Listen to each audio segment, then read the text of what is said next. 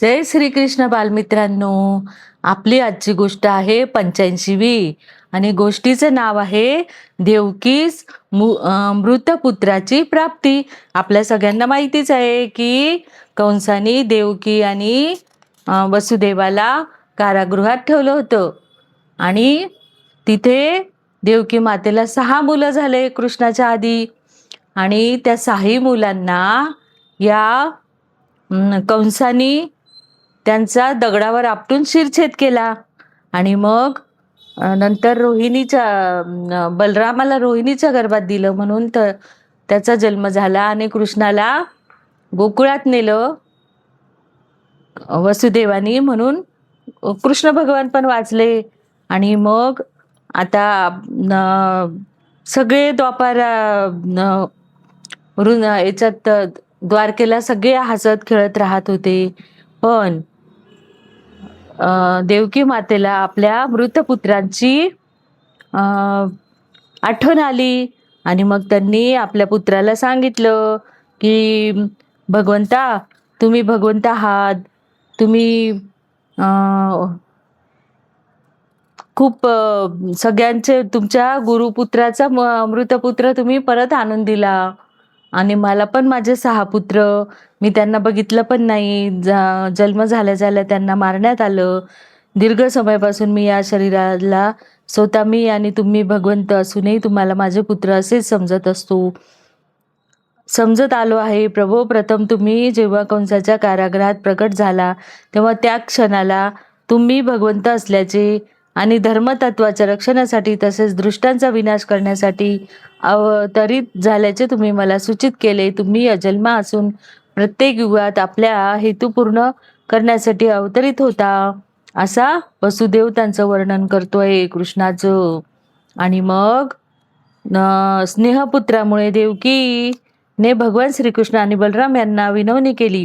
ती म्हणाली, प्रिय बलरामा, तुझ्या नावाचा अर्थच असा होतो की तू प्रत्येकाकरिता आनंद आणि बल प्रदान करणार आहे. तर आहेस, तुझी शक्ती आमच्या मन आणि वाणीच्या मर्यादे पलीकडे आहे. प्रिय कृष्णा, तू योगेश्वर आहेस. मला याचीही जाणीव आहे की तू ब्रह्मा आणि त्याचे सहाय्यक प्रजापती यांचा स्वामी आहेस. तसेच मूळ पुरुषोत्तम भगवान नारायण आहेस. काळाच्या ओघात पथभ्रष्ट झालेल्या पापाचरणी लोकांचा विनाश करण्यासाठी तू अवतरित झाला आहेस. अशा लोकांचे इंद्रिय आणि मनावरील नियंत्रण सुटलेले असते. पण तू एवढा सगळा आहे. पण बलरामांनी श्रीकृष्ण यांना ताबडतोब ते आईने काय सांगितलं, देवकी मातेने, की पुत्र परत आणावयास सांगते, त्याप्रमाणे माझी इच्छा पुरी करायला सांगते. अर्थात मी तुला कंसाने ठार केलेले माझे सर्व पुत्र परत आणावयास सांगते. आणि जर तू त्यांना परंत जिवंत केले तर माझ्या हृदयाची आकांक्षा पूर्ण होईल आणि त्यांना पुन्हा एकदा पाहिल्याने मला मोठे सुख होईल. आपल्या मातेचे अशा प्रकारचे बोलणे ऐकून भगवान बलरामाने श्रीकृष्ण यांनी ताबडतोब योगमायेला प्राचारण केले आणि सुतल लोक नामक लोकाकडे निघाले. पूर्वी भगवान वामदेवाच्या अवतारात दैत्य राज बळी महाराजांनी त्यांना सर्वस्व अर्पण करून संतुष्ट केले होते. मग आता हे कुठे गेले? पाताळामध्ये. आणि तिथे कोण राहतो? बलिराजा. जो बलिराजा प्रल्हादाचा नातू होता. आणि मग भगवंतावर खूप प्रसन्न होता, कारण तो भक्त होता. आणि मग त्याने सांगितलं की पाद प्रक्षालन करू लागले. नंतर त्यांनी भगवंताच्या चरणाचे जल स्वतःच्या तसेच कुटुंबियाच्या माथावर शिंपडले. बलवान भगवान श्रीकृष्ण यांच्या पाद प्रक्षालनार्थ वापर करून जल ब्रह्मदेवासारख्या श्रेष्ठ देवतांना देखील पावन करू शकणारे आहे. आणि मग यांनी सांगितलं, बळी महाराजांना इतका आनंद झाला होता की ते वारंवार भगवंताची चरणे धरून आपल्या छातीला लावित होते आणि माथ्यावर ठेवित होते. अशा रीतीने त्यांना दिव्य नंदाची अनुभूती होत होती. आणि नेत्रातून प्रेमाश्री वाहू लागले, शरीरावर रोमांच उठले. त्यांनी गदगद कंठाने भगवंताची प्रार्थना करण्यास सुरुवात केली की हे भगवन, हे बलरामा, आपण मूळ अनंत देव आहात. आपण इतके महान आहात की अनंत देव शेष आणि दुसरी दिव्य रूप मूलतः आपणापासून निर्माण झालेली आहे. तर त्यांनी सांगितलं की मला ते पुत्र माझ्या आईला द्यायचे आहेत. तर श्रीकृष्ण भगवंतांनी बळी महाराजांची प्रार्थना ऐकली आणि ते म्हणाले की दैत्यराज, मरीची प्रजापतीने आपली पत्नी उर्णा हिच्या गर्भात 6 पुत्र निर्माण केले. ते सर्वच देवता होते. एकदा ब्रह्मदेव आपल्या मुलीच्या सौंदर्यावर मोहित झाले आणि कामवासनेने प्रवृत्त होऊन तिच्या मागोमाग जाऊ लागले. यावेळी या 6 देवतांनी ब्रह्मदेवाच्या कृतीकडे तुच्छतेने पाहिले होते आणि निंदा केली होती. ब्रह्मदेवाच्या या कृतीची निंदा केल्यामुळे देवतांच्या बाजूने ते एक मोठे अपराधी कर्म बनले आणि या कारणामुळे त्यांना अधोगती प्राप्त होऊन हिरण्यकश्यपू दैत्याचे पुत्र म्हणून जन्म घ्यावा लागला. नंतर या हिरण्यकश्यपूच्या पुत्रांना देवकी मातेच्या गर्भात घालण्यात आले. म्हणजे जे देवकी मातेचे जे 6 पुत्र होते ते हिरण्यकश्यपूचे पुत्र होते. जन्माला आल्याबरोबर कंसाने त्यांना एका पाठोपाठ ठार मारले. प्रिय दैत्यराज, देवकी माता पुन्हा त्या मृत पुत्रांना पाहावयास फारच उत्सुक आहे आणि कंसाच्या हातून झालेल्या त्यांच्या अकाली मृत्यूची तिला फारच खंत वाटत आहे. ते सगळेच आपण सोबत राहत असल्याचे मला माहीत आहे. आपणासोबत राहत असल्याचे मला माहीत आहे.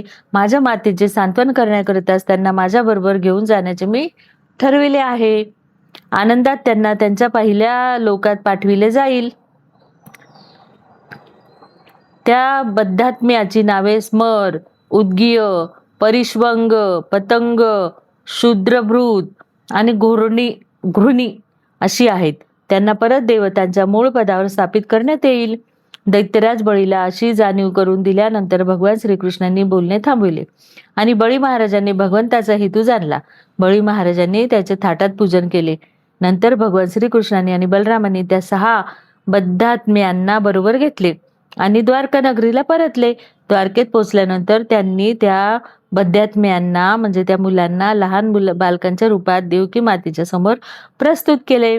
आपले पुत्र परत आल्याचे पाहून देवकी मातेला अत्यानंद झाला आणि ती मातृवात्सल्याने इतकी हेलावून गेली की तिच्या स्तनातून तात्काळ दूध पाझरू लागले. तिने अति प्रसन्नतेने त्या बालकांना स्तनपान करविले. ती त्यांना वारंवार मांडीवर घेऊ लागली आणि विचार करू लागली, मला माझी हरवलेली मुले परत प्राप्त झाली. त्यावेळी ती भगवान विष्णूच्या शक्तीने भारावून गेली आणि मातृवात्सल्याने आपल्या परत प्राप्त झालेल्या बालकांच्या सहवासात सुख घेऊ लागली. देवकी मातेच्या स्तनातून पाझरणारे दूध दिव्य अमृत होते, कारण भगवान श्रीकृष्णाने तेच दूधपान केलेले होते. यामुळे त्या बालकांनी श्रीकृष्णाच्या शरीराचा स्पर्श झालेल्या देवकी मातेच्या छातीवर दूधपान केले. ते तात्काळ साक्षात्कारी आत्मे बनले. म्हणून त्या बालकांनी भगवान श्रीकृष्ण बलराम यांचे पिता वसुदेव आणि माता देवकी यांना दंडवत प्रणाम केला.